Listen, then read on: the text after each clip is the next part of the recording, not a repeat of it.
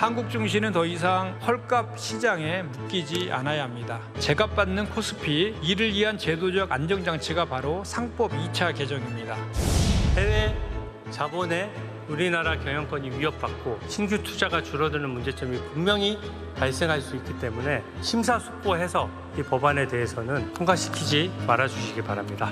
투표 결과 보고 가세요. 재석 182인 중 찬성 180인, 기권 2인으로서 상법 일부 개정 법률안은 법제사법위원회 수정안대로 가결되었음을 선포합니다.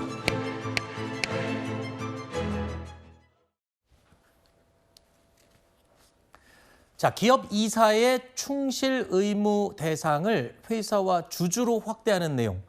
이게 지금 1차 상법 개정안이었죠. 자, 1차 상법 개정안이 지난달 여야 합의로 국회를 통과했었죠. 그런데 한 달 만에 이른바 더 강력한 2차 상법 개정안이 오늘 오전 국회의 문턱을 넘었습니다. 주말이었던 어제는 파업 노동자에 대한 기업의 손해배상 청구를 제한하는 내용을 담은 이 노란봉투법이 본회의를 또 통과했습니다. 민주당에서는 역사적으로 큰일을 했다라고 자평을 했고요. 반면에 국민의힘에서는 경제 내란이다라면서 강하게 비판했습니다.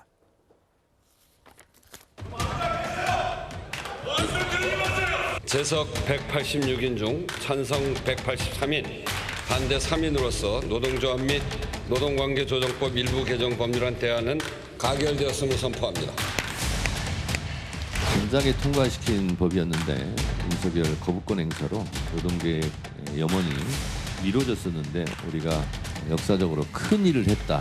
투자 의욕을 꺾고 기업을 해외로 내쫓아서 일자리를 없애버리는 이런 입법이 경제 내란이 아니면 무엇이겠습니까?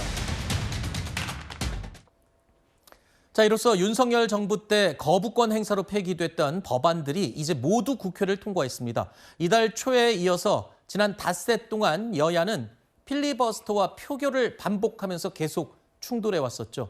국민의힘에서는 입법 폭주다라고 비판을 하고 있고요. 민주당에서는 성의 없는 발목 잡기다라고 반박했습니다.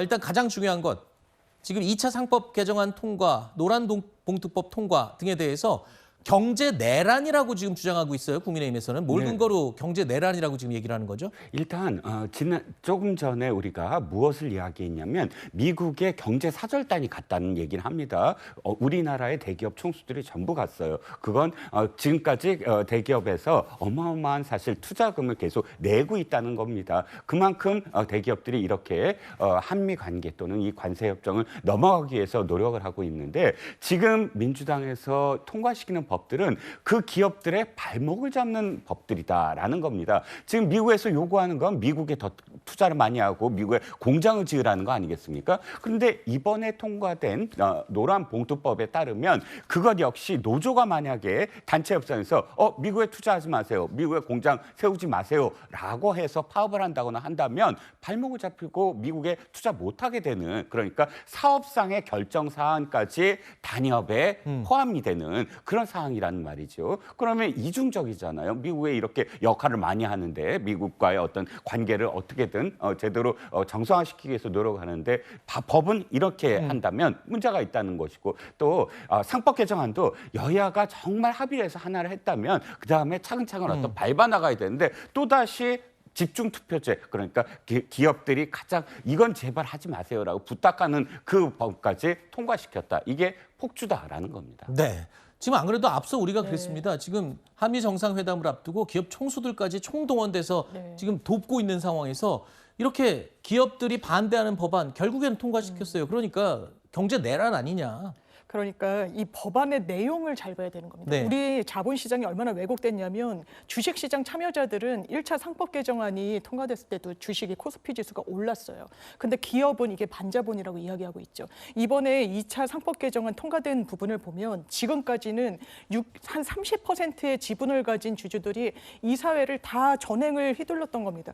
그러면 나머지 개미 투자자들 70%의 지분을 갖고 있거든요. 본인들 대변할 수 있는 이사 한 명을 둘 수가 없는 거예요. 그래서 그래서 과거에도 법이 개정됐습니다. 그러니까 기업이 어떻게 했냐. 정관으로 그렇게 하지 않아도 되는 거예요. 여러 이사 중에 한 명을 소수 이런 개미 투자자들을 대변할 수 있는 사람이 들어갈 수 있게끔 한 부분입니다. 이게 자본주의예요. 이게 자본주의에 부합하는 겁니다. 어떻게 재벌이라는 구조 속에서 계속해서 재벌의 이익만을 관철하는 게 정부의 목표일 수가 있겠습니까? 노란봉투법도 이미 대법원에서 다 기준이 설치된 걸 법안으로 정리를 한 겁니다.